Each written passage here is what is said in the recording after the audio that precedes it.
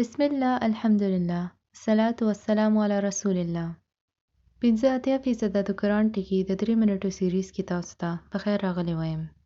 په دې سیریز کې به موږ عربي ژبه زده کوو. نن به موږ 14 داسې نومونه ګورو کوم قرآن کې 14 ځل استعمال شوي دي.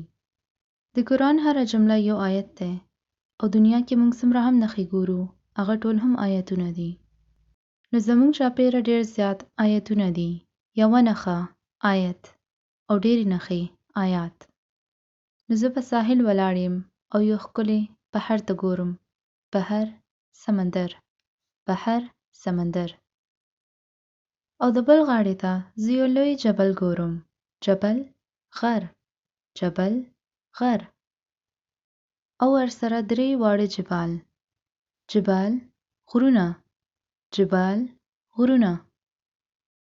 او ځمکې باندې انعام واښه خوري. انعام، غواګانې، انعام، غواګانې. او ډېر تیز ریح چلیږي. ریح، سیلی، ریح، سیلی. او بیا د سیلی جمع وي. ریاح، ریح، ریاح، ریح، ریاح. او د سیلی کې خو هر څه والوتل. ای الله تاسو ته مننه کوو چې تاسو موږ ته یو ډېر ښکلی ارض درکړی دی. ارض، ځمکه، ارض، ځمکه. ما چې بره وکتل نو یو ډېر ښکلی شمس وینو. شمس، لمر، شمس، لمر. او دا ځلیږي یو ښکلی سما کې.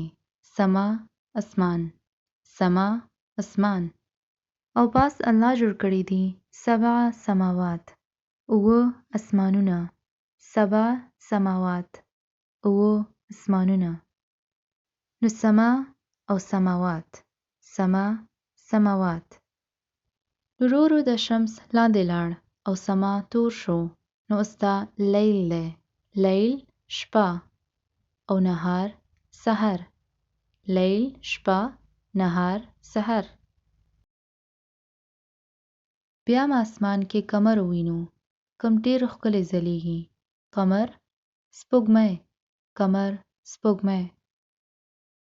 نو کوم هر څه دا موږ ګورو دا بینه دي یعنی ښکاره نښه. بینه، ښکاره نښه. نو زموږ د دنیا ډکه ده بینات نه. ښکاره نښې. بینات، ښکاره نښې. نو دا ټولې نښې موږ ته د الله مینه، عظمت او رحمت ښیي. نو کوم د 14 نومونه اوس موږ زده کړي دي د تاسو په خپله ویلی شئ؟ که نه شئ ویلی نو دا ویډیو یو ځل بیا وګورئ.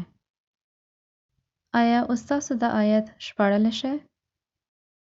ومن آیاته اللیل والنهار والشمس والقمر.